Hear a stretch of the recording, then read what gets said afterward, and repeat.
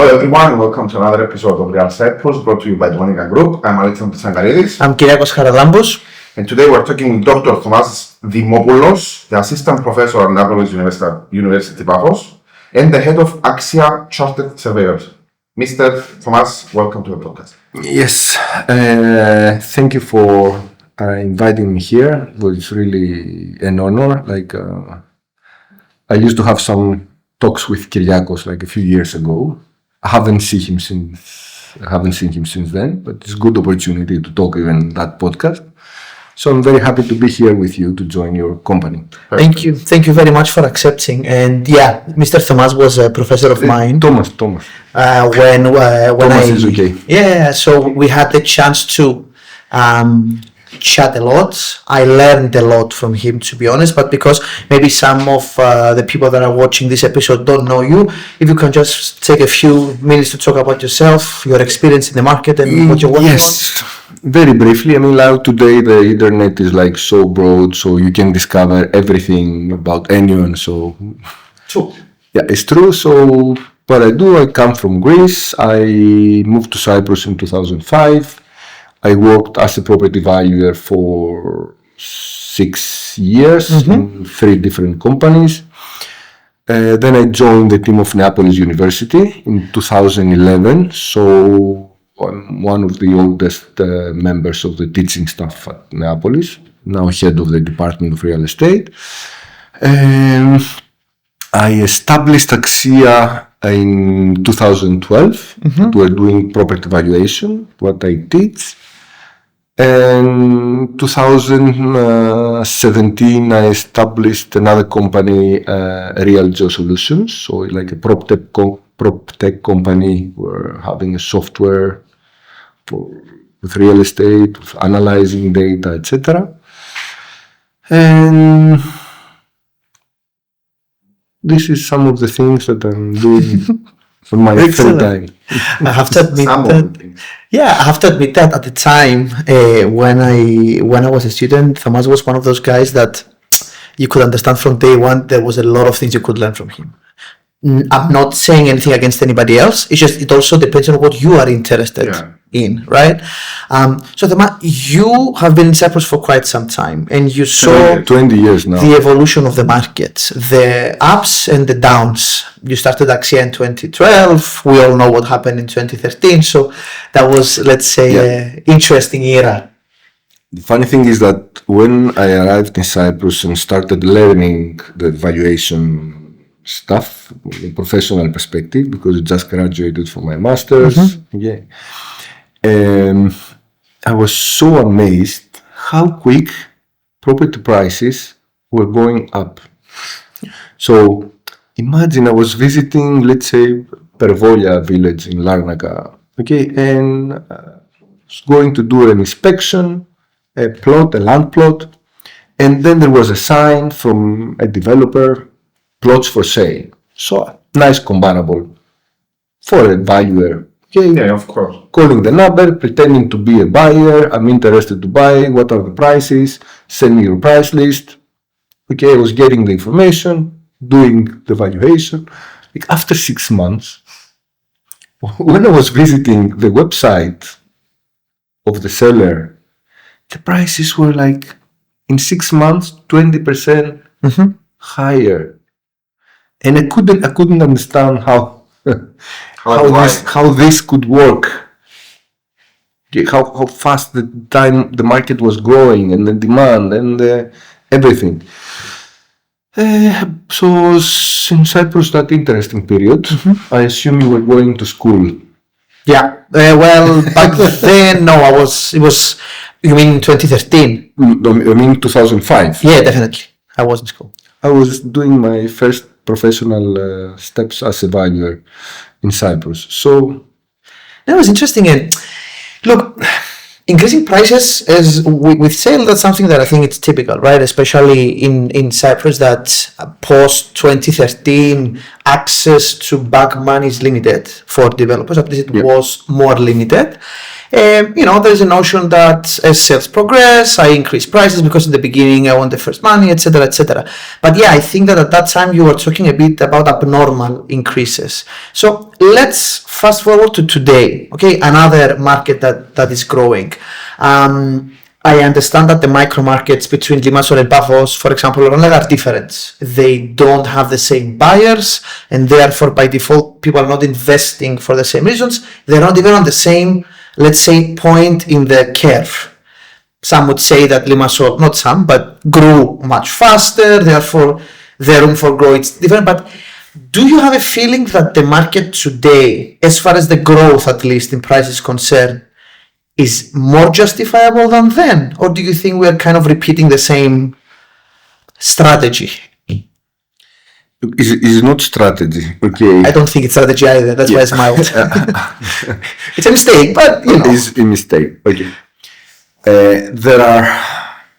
There is a theory, very popular theory, that the market is following a cycle pattern. Okay? The property cycles, the business cycles. The first guy who talked about cycles was a Russian guy, Kondratiev, if I'm not mistaken, on Stalin's era. Okay, Stalin invited this very popular and successful economist. Okay, and this guy predicted, forecasted that the market will crash very soon. Stalin didn't like that because he believed that he was in charge, so no way that the market will collapse. And he sent this guy to gulags to relax Of course. and think again. To relax. peace of mind and time to think. Yeah. Yeah, I know it's cold, you don't get wrinkles, so the skin is perfect, perfect atmosphere to relax and think again. Okay, so he spent some time there, he called him back, so what do you think now? And he insisted on his initial predictions, forecasts about the market that following a cyclical trend. Okay, so based on that, and this happened in reality. Okay, so based on that, we have like the pre-2000 period where let's focus on Cyprus, since we speak about Cyprus. Local people were selling their apartments, their land, so they will have enough cash flow to buy stocks and shares. Yeah, we did that also. Because the return was like 20%, 30%. So why to have an apartment in Limassol? The tenant is not even paying every month and I'm struggling. Get rid of this apartment. I need cash because stock market is hot. After the stock market collapsed, everyone returned back to property, appreciated the safety of a property, okay, and the return, whatever, also taking into account all the risks that are involved with the property ownership, and everyone returned into property. So from 2000 to 2008, the market was very good for developers who were selling properties like crazy. People were happy with the appreciation of the property. And a very typical mistake that many people are doing, okay, is that they just, and is also a mistake from academia part, okay, is that what they do, they see like, what is the rent? 10,000 per year. What is my return? How much money I need to purchase the investment? 100,000. Okay, so what is the yield, the return? 10 divided to 100,000. So this property has a 10% return. This is not truth, of course, because this is gross. Yes. So you have expenses. But in reality, it's not only that the net would be 7% or 6% or 5%, whatever that would be after deducting taxes, management, and everything. In reality, the investor should think what the value of the property would be next year. If the value of the property would be 110, so in reality, I'm getting 10,000 as capital appreciation plus my return. So on my initial investment of 100,000 euros, I'm earning 20 gross and net 14, 15, 16. So that's good. On the other hand, if I buy today 100,000, but next year the value of my property goes 95, so I can have even negative. Of course. Despite the fact that I'm renting and I'm receiving some income. So the investor should be aware, okay, because like when you buy property, when you invest in property, there are two directions. One direction is that you have to look back, so you get the comparable evidence. How much Kyriakos paid to buy this house? He paid 500,000. So yes, he's a rational buyer, so that's the price. But this was last year. Today the price is different. Tomorrow the price will be different. In 1 year the price will be different. So you need a two approach looking. A backward, receive what we do in valuation, the comparative method, okay. Get all the information from the past, use all the comparable evidence, but then you need the forward looking. So that many people do not have that. So you have to see forward. Of course, there are some risks in the past as well. When you see comparable evidence, someone might overpay to buy property. Or there is some information that we are not aware of. Okay, that created some corrupted data. Okay, we don't know that, we never know that. In the future, of course, you need to interpret the market, understand the market, and predict, and of course be lucky, because no one can be so accurate in forecasting and predicting. No, true. So like you need a two-forward approach. Regarding the investments, you have to see the actual return in money and also think the capital appreciation. Because it's a combination. So backward and forward looking. But like if you, and that's a question actually, for example, you are in a country, say Cyprus, that when your risk-free rate is relatively low. Like if you put money in the bank, say, or your bonds are relatively low, and then you have assets that they can give you a rental yield of say 7, 8, 9%, right? For me, and maybe I'm wrong, that's a sign that probably the market has still, if things don't change, prices are probably going to be on the rise, in the sense that the yield is so high that it tells you that, okay, I have still room to grow. Now, although this is not, it's only true if the rest of the, let's say, variables don't change.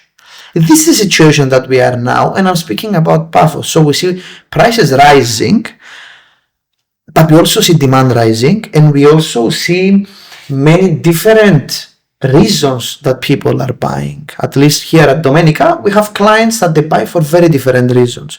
They're relocating, and the average age of relocation is going down. They are investing because they believe in the hospitality industry, or they are investing because their company moved to Cyprus, or it's for a tax reason or whatever. So we see that this is growing. We see that the number of inquiries is actually rising, and yet we still see those yields being persistently high.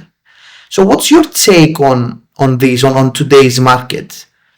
Are we, let's say, still in a market that we think that there is quite a room to grow, or is it just easy and fast to switch around? Look, now I speak in public, okay, and many people who see me as a figure of, a respectable figure, as a PhD guy. He was chair of RICS, he's on IVSC board, he is writing books, he's teaching people. So, and honestly, someone who is expressing opinion publicly about those things, he's doing that on purpose. On purpose to direct people, okay, because I respect myself, you and your audience, okay. Someone who wants this kind of information and gives me an inquiry through my company to do market research, to forecast, it will be a project of 6 digits. Totally. So if I tell this for free, okay, and I will give my client who will pay a 6-digit amount, fair enough, to do the analysis, econometric analysis, machine learning, all the parameters, and who will pay me this 6-digit account, I will give him like 10 pages of clauses and assumptions, and special assumptions for my research. Yeah. But he has to accept those. Let me. So the market is so unpredictable, so unpredictable, and there are so many small things that are happening and affecting. So I feel really uncomfortable to make a position. The market will keep growing. Yeah, nobody knows that. We are in the top of the cycle, and very soon we'll see. Okay, like when I'm with my friends and have my shisha and my tea. Okay, I can have like this kind of discussions and joke around, but I believe that we should be like those who feel, I feel responsible about those things. Okay, so I don't want to be part of it because some professionals, like some agents in periods, they go buy real estate or no, the market is hot, the market is cold, don't do that. And they affect, and what they say, they create an atmosphere. Manipulate opinions. Manipulate the market. That was not the intention, so let me reverse the question slightly because I appreciate what you're saying and you are absolutely right. Do you feel that the professionals of the industry, the companies in the real estate market, developers and agents, they are working in a more professional manner in terms of how flexible they now are, how careful they now are, and how willing they are to shift around compared to what happened in, say, the period that we discussed previously? Yes, definitely. When I first arrived, I was not as experienced as I am now, of course, but I could see people wasting money. Okay, no plan, unlimited access to banks' money, borrowing money, doing crazy stuff. Okay, developments that nobody would buy. Okay, and banks were funding those projects. Now banks create mechanism. They hire educated people, so they know their stuff. Okay, valuation-wise, also like almost every bank in Cyprus, compared to what it used to be, the development is huge. There are mechanisms, they are judging, they're using criteria, and also the professionals. Like we see that only the top class of the developers from that era is still active. So many of them change job, and those they learn from those experience. They took many lessons regarding the banks, regarding funding, how exposed they would be. Okay, they understand that there will be a period that an end of the demand will come. So they have to be ready. No, it's true because resources are more limited now, for sure. So you need to make more educated decisions. So investing in getting the information is more crucial and understanding how things are. So I appreciate your answer, to be honest, earlier, and that is a very nice approach. My intention was not to kind of push you to tell us what. It was more like, even how do you feel of the market? Are you happy in the sense that things are happening in a better way now? If you could predict for sure if it's gonna go up or down, you're gonna be a billionaire already. I know everybody. Yeah. But it was more like I think fundamental, I think that at least fundamentally people are more aware of the risks than they used to be. Exactly. That's I fully agree. Yeah. Okay, people are in the real estate industry are more educated. Okay. Learn from the mistakes, learn from past mistakes. The experience, and also now the requirements are higher to enter. Like to become an estate agent is harder than to be a doctor in Cyprus. Yeah. They want so many things. Okay, this is another issue, but yeah. Okay, is like the requirements. Everything is really structured and okay. Alex, let me see if I can get any points for free. Get 3 points. I get any points for free. So Cyprus has seen big shifts in property demand since post 2020 after COVID, and especially with remote work and other digital nomads. From your experience at AXIA, what types of properties or locations are currently undervalued or hold hidden potential? Is a question on the same page. Okay. Like, look, if I was an estate agent, I had like a lot of properties in Pissouri, I would tell you Pissouri is a very good area. If I was an estate agent in Larnaca and had many properties in Pila, I would tell you Pila has a lot of potential because it's a bi-communal community by the sea. Okay, so potential, in reality, my answer, I hope that you don't cut these messages and sell it to the... I'm joking. Okay. Potential is everywhere. Even in Limassol, that is super hot.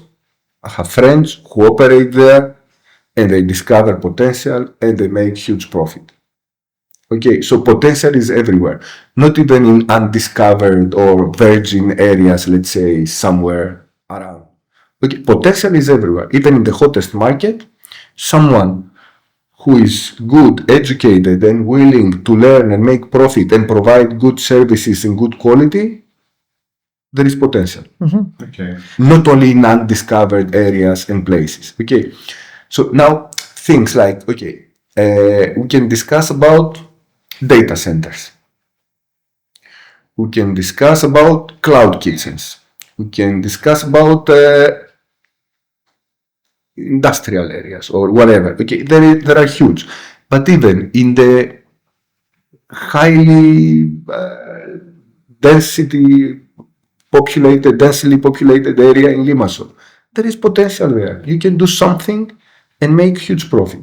So potential is everywhere. Okay. I cannot like tell you in specific direction. Look, the way the thing is that you're actually answering the question. You basically, what you're saying is that it doesn't matter what theoretically is up or down. What matters is get your data, do your analysis, and see if this is selling higher than the market there or lower than the market there, and what you could actually do to add value to it. We're talking about data-driven Exactly. analytics. Exactly. Okay, data-driven analytics. Like 20 years ago, people were operating because of their instinct. We discussed before that about the instinct that Michalakis Leptos had for Kamares. That everyone was like, what's wrong with that? Why to build somewhere here? He had an instinct. No data-driven, no analysis. A visionary. Nothing. A vision. Okay, so either you go like that, or you get your data, do your homework, study, ask specialists, get your job done by like, okay, reduce your risks, do your study and go do the investment. On that topic, because like to be able to do that, you need good quality data. And we have discussed previously about data capturing and stuff. Now, you're the professional on this field, not us, because we don't have access to all of that data. So at least based on your opinion, do you think that we're doing a good enough job to capture data? We're talking about a very small market, it's not the US. But Real estate data, we're talking about? Yes, always. Real estate data? No. Okay. It is a huge problem. Okay, and I'm not sure if this has to be a governmental work or this has to be done by individuals. Okay, so for example, I'm buying a property from Kyriakos. Okay, no estate agent is involved. He put his property in portal, whatever, or a sign, or okay, I'm buying the property. The asking price was $500,000. I offered him 420, but okay, we make an agreement at 450. We go to the Department of Land and Surveys and we say that I bought the apartment 450. The truth. The Department of Land and Surveys either accepts, so the accepted price would be 450, or he said, no, I don't think so, it's 520. So have an indication of market value for 50 and the accepted price 520. I could have bought his house for 400, even worse. Okay, or I bought the house for 50, but I'm going to the Department of Land and Surveys, and in order to avoid paying some capital gains tax or whatever as part of the negotiation, I can declare 400,000. So actual price for 50, declare 400, accepted 520. Reality 450, 430, 480, nobody knows. So have like a huge gap. Okay, so we cannot change that. Okay, it's a matter of mentality, it's a matter of taxes, it's a matter of nobody knows. And it's a transaction. Maybe I owe Kyriakos 20,000 euros from a past transaction. So I pay something extra, he pays something less, I give him my car, my boat. Okay, my watch in the transaction, I saw transaction happening, this amount in my watch. Nobody knows those things. Okay, or other business related issues. So these things can be solved only by adopting blockchain. Okay. Interesting. Only blockchain can create pure data. Even in jurisdictions where like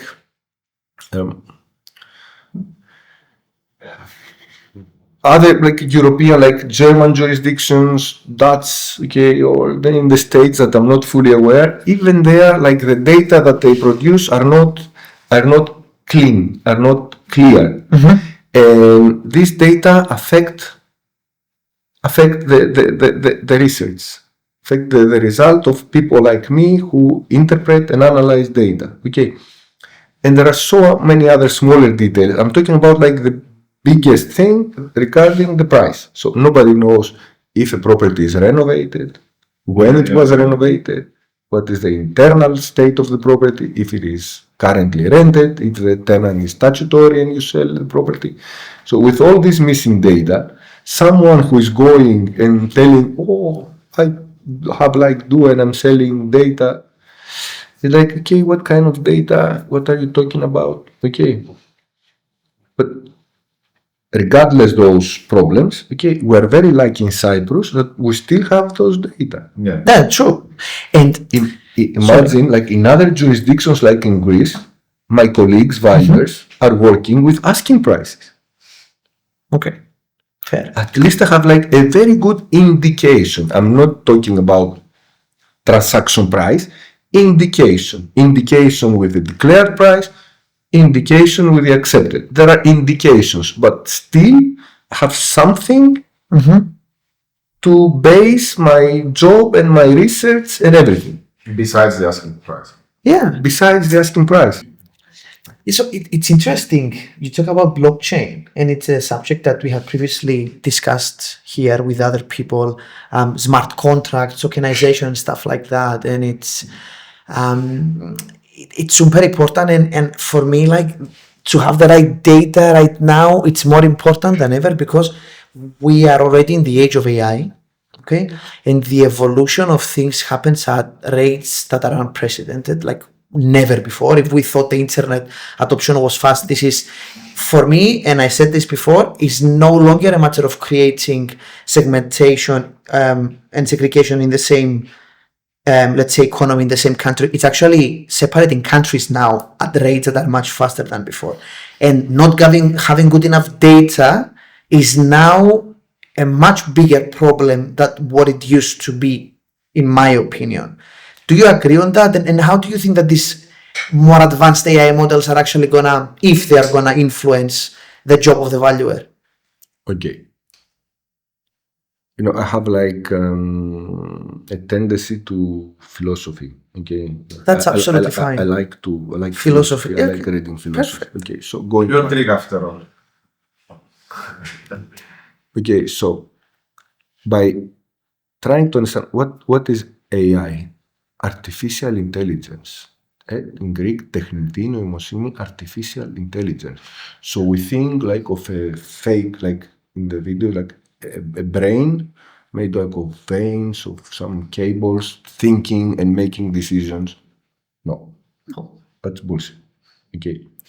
What is artificial intelligence? Mathematics. Pure mathematics. Data process. Data processing. So, let's say artificial intelligence. What do we mean? So, if I do that to hit you, okay, this is like an response. So, you will do either that or either punch me back. Okay, so based on statistics, okay, if we measure 1,000 people who raised their hand to punch someone, what the other person did, okay, I would get a response. Yes. So Alexandros did that, okay, blocked this punch and did that, and there's 70% that he will block the punch.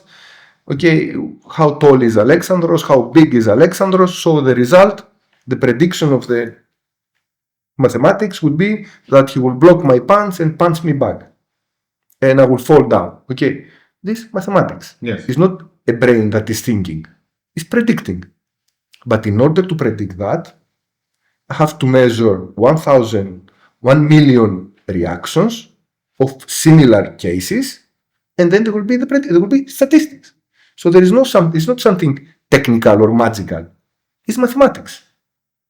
But I need to observe 1 million cases of reactions of one people trying to hit someone else. If I don't have this data, if I don't have these things, I cannot predict. Okay, this is the AI, the artificial intelligence and everything. The AI models is LLMs. LLMs. It's like pretending learning from the code, the language that we're using is a code. It's like Python. It's a code that will communicate.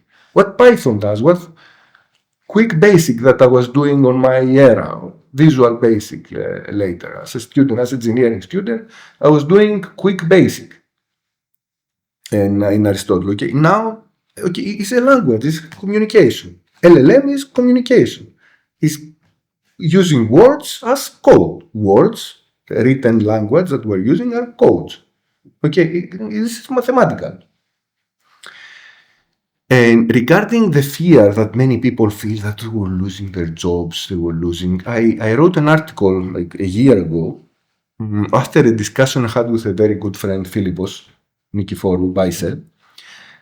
Had a very nice discussion with him that we're talking about Plato, Socrates, and like Socrates, the ancient Greek philosopher, was against writing. So like, no, writing is no good. Yeah, that's why we have nothing from him, we have everything from Plato. Okay. And he said like, writing is no good, and while his students were asking why writing is no good, because writing is static. I write something, I wrote this book, okay, but I wrote this book 6 months ago. Now I changed my opinion.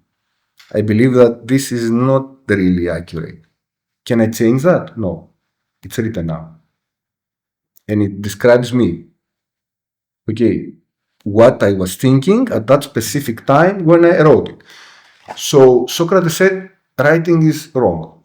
And because Kyriakos can use my writing, change the meaning, said Thomas was trying to do something funny here. Okay, or I can use my writing for propaganda. Or writing will make me weak because I will stop remember. Because if I write something, I don't need to remember. So my brain gets less exercise to remember stuff. So I'm becoming weaker and weaker. This was Socrates' view. So let's think about artificial intelligence. Don't use it, it will make you stupid. It will make you do things. It will manipulate you in specific directions from some invisible powers that guide and give directions. Okay, every conspiracy theories, now and then, agendas and all that.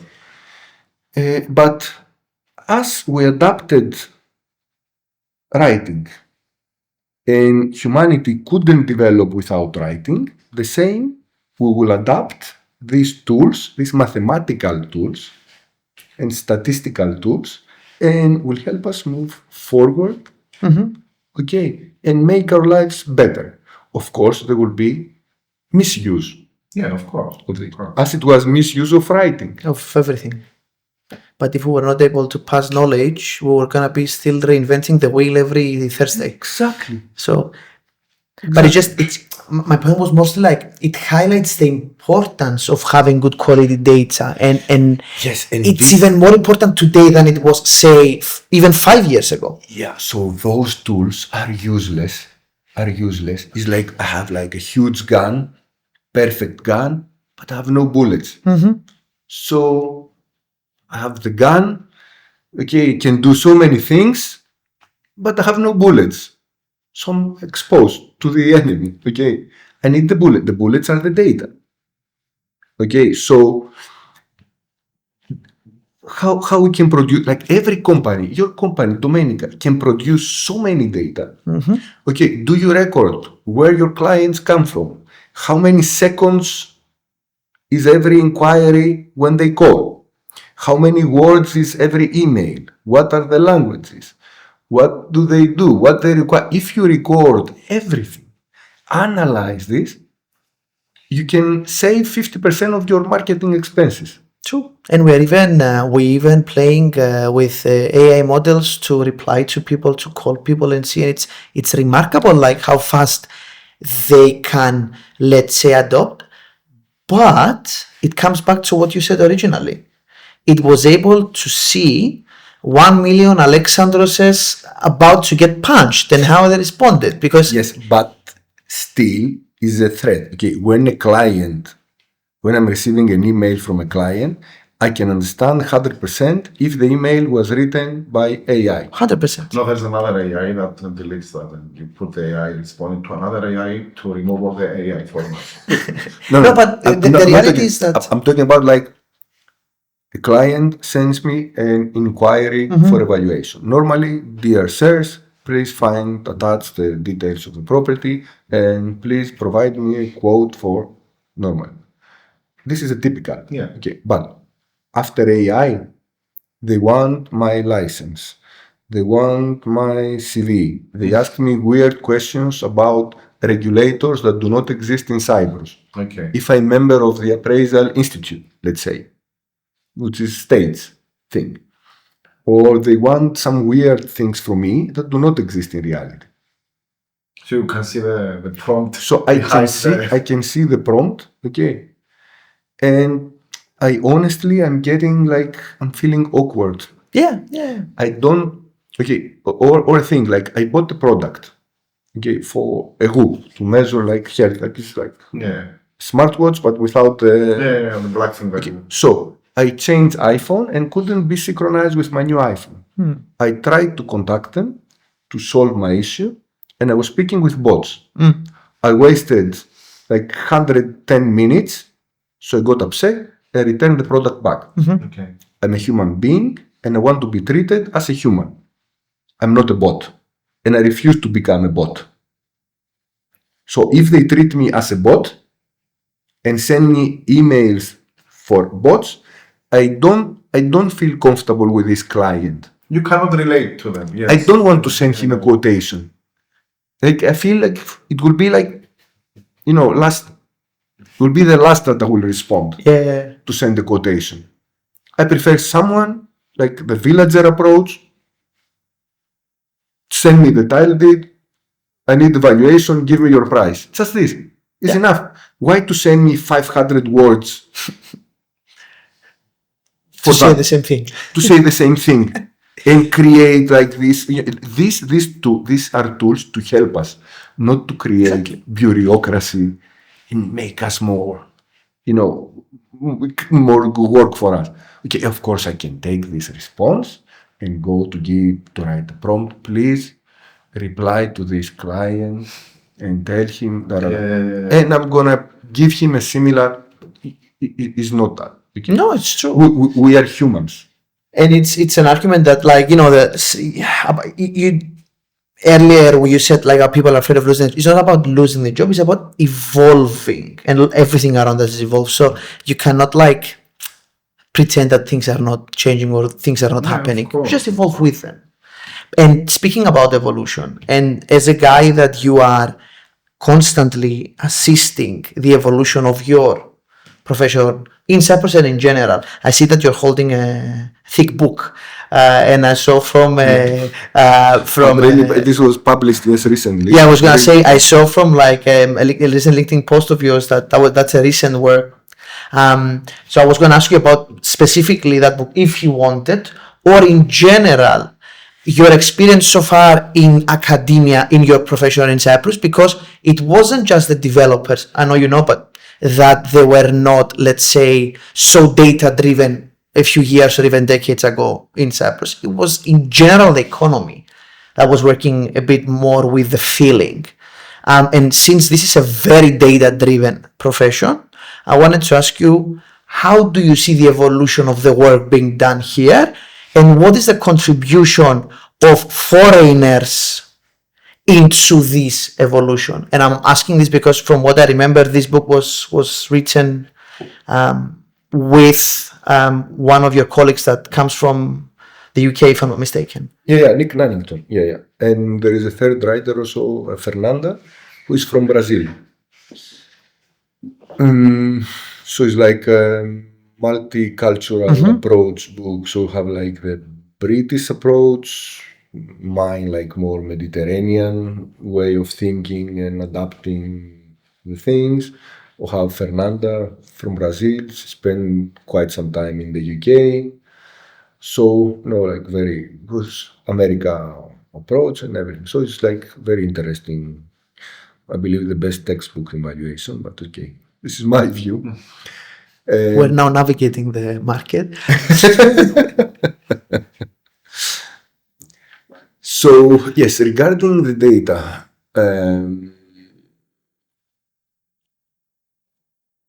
still a lot of things to do. Okay. Also interfering with other cultures, and Cyprus has this privilege being in the center, in the middle of everything, the Middle Eastern, the Europe, Africa. Okay, it's a privilege. So a lot of cultures like the Israelis that are coming here, very hard clients to work with, but they are having like a lot of experience, a lot of things to learn from them. Before them, there was the Russians, also another culture, very interesting to operate.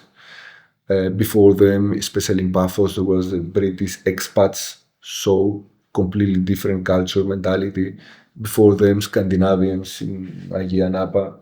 The Chinese at some point. Chinese at some point that they were not treated properly, and this market unfortunately it's true. Absolutely collapsed this market. Yeah. It would be very good opportunity for Cyprus, but the way locals treated them was not very good. So yes, those transactions, those movements are creating data. We can use the data, the experience, learn, improve, evolve, move further. In my job, in my profession, there are the AVMs, automated valuation models, threads. The thing we're talking about valuation. Valuation is a profession, like we say, of five senses. Five senses. So what do you mean? I'm going there, inspecting the property, see the property, okay, touch the property, hear what the owner has to say, okay, taste, he treats me like tea or a sweet, okay, so I also taste something, and I smell, because smell is really important. You can understand a lot of things by visiting. Very true. Very true. This is the valuation that we do for century now, since the valuation profession has been discovered. Regarding AVM, I have my own AVM. It is not out for sale. Okay, because like data, okay, you click the button, analysis, machine learning. I publish some with algorithms, random forests, GWR, geographically weighted regression, and there is a result. I didn't listen everything. I didn't listen anything. The rent was that. I cannot rent it, or the tenant told me that. I didn't smell if there is any problem, okay, with the plumbing, or I didn't smell. The neighborhood. I didn't see. I don't know. So it's just a number and indication from statistics. It's like that I'm calling my doctor and I'm telling I'm not feeling well. What do you have? I feel like so tired. How many hours you slept yesterday? 2. The day before yesterday? 1. What did you do today? Okay. But it's other to go visit the doctor. He can touch you, he can listen, he can see your blood test, whatever, and make a prediction of the best An thing that you educated can do. assumption. An educated assumption, yeah, okay. So that's the difference. So in order to work like these AI-driven things, we need a lot of work, a lot of quality data. If the data from the Department of Land and Surveys had pictures, okay, AI can analyze pictures, can see the age, can see if it is renovated, many things. If there were pictures, if there were more accurate data about selling price and accurate transactions through blockchain. So there are significant steps that should be done in order to say that we don't need inspection of a property. It will be some period, I don't know, if there will be something in 20, 30, 40, 50, 100 years.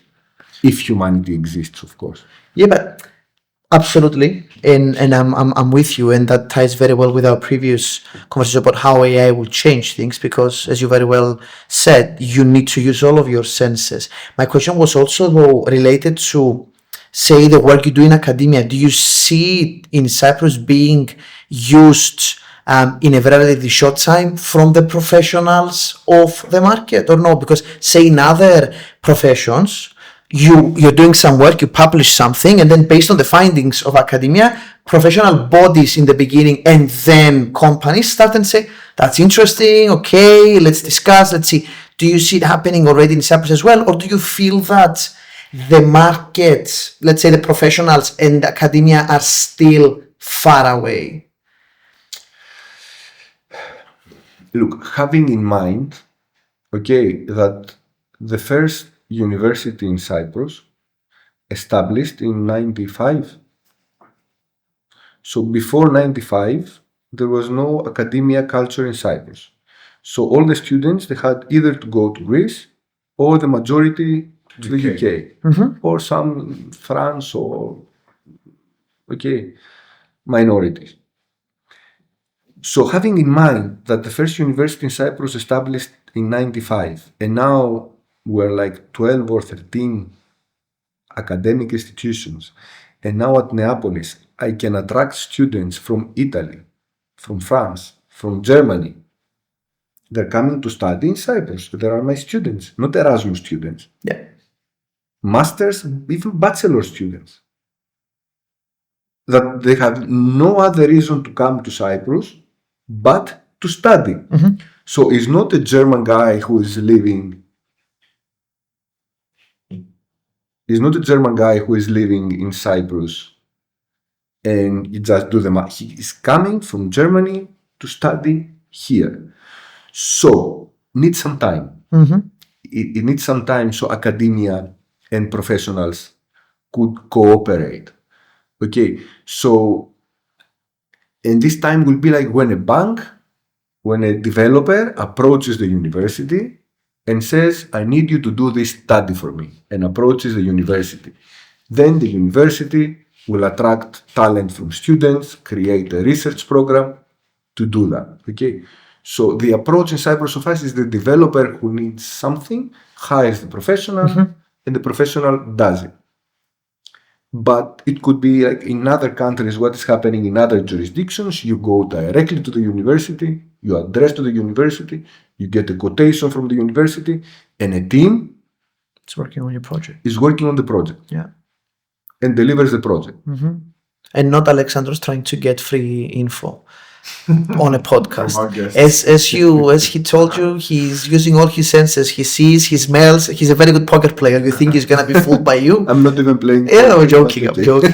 Due to time, I'm going to need a closing remark from you. Closing remark. Yes. What troubles you the most about the real estate sector in Cyprus? Because there are many other things, many other things that troubles me. I'm getting old, you know. Look, troubles me the cycle. I'm more into the cycles thing. I believe that will be cyclical when the downturn will come. Okay, so since 2015, property prices are going up until 2027, 2030. There will be some time that property prices Inevitably, yeah. inevitable. Yeah. So when the time comes, how the stakeholders will react? The banks, the developers, the people. Okay. Another thing that troubles me a lot is the affordability for the locals. A society cannot progress if property is not affordable for the local population. Okay, like housing is by default a people's need. So if housing is not affordable, then there is an issue. And this issue has to be solved from government, from institution. And nobody can force a developer to provide affordable accommodation. True. Being a developer is a business. I'm doing that for profit. Exactly. Nobody can tell me that to do valuations for free or for a minimum amount. I have to pay employees, expenses, and if there is no profit, I'm going to change job. Yeah, this is I'm the going to do market. another job. That's the market. So is In my opinion, it's also a supply thing there. It's how fast you can actually create a project. Because, okay, it's supply and demand. And one way is to limit demand. But for me, and it's because I'm on the other side of the table, that's I have a pain in my hand, I'm going to cut my hand. That's the easiest way. If I have a problem with Alexandros, there's ways to, don't speak with him again. The hard ways, I managed to bring the demand. How do I keep the demand, but also try and solve things? Because that needs help, that needs work. And it starts from how easy it is to issue a planning permit, and therefore how much supply there is, to if there is restriction, if there is, and I see you smiling because I know you're thinking 1,000 things. of course, as a closing remark.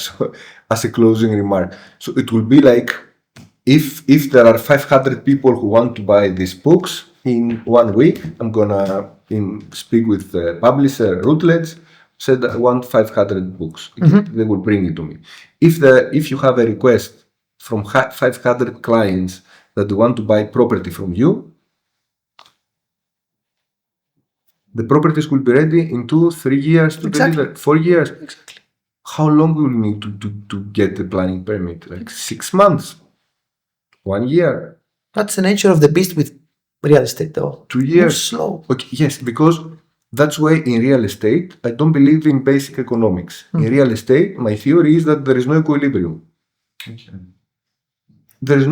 Equilibrium does not exist. So economics in real estate cannot be properly applied. Because all the economics theory is based on this hypothetical moment when demand is equal with the supply. Which never happened. Imbalance. That's it. And then you do the calculations. In real estate, this does not exist. Because the time lag is much bigger than... Exactly. And especially in Cyprus with all this bureaucracy and everything. So, as a closing remark, real estate is good. There's a lot of potential. Okay, there's a lot of potential. It's a nice asset to have because you see it, you enjoy it, you get tenants. Offers a lot of sentiments, different sentiments. Anger when you don't get your rent. Okay, happy when you sell it in a higher price than you bought it. So it's very emotional asset. compared to S&P 500 Yeah. or whatever. That there is no emotions. It's just numbers. yeah. Like I have my Kumbaros. He's a Canadian, and he will see the podcast. Like S&P 500 man. No real estate. Yeah. S&P 500. Simple. No. It was such a pleasure to have you here. This is something to remember us by. Oh, so nice. Us, Thank you. Domenica, and the podcast. Kyriako, any last No, just remarks? thank you very much. Thank you for being here. Thank you for all the thoughts. Thank you for trying to navigate the way that we're asking some questions that maybe you thought it was not. Let's say it was difficult for you to just express openly your opinion, which I But fully. if Alexandros wants, if he can buy the drinks or the dinner, we can discuss about Booked. Thank you we very can much. discuss about this, how the Thank market will go in 1 year. Thank you for your time, for your insights, and all the information we got out. Thank you, guys. For free. And thank you everybody for watching us, and see you on the next episode. Bye. Bye.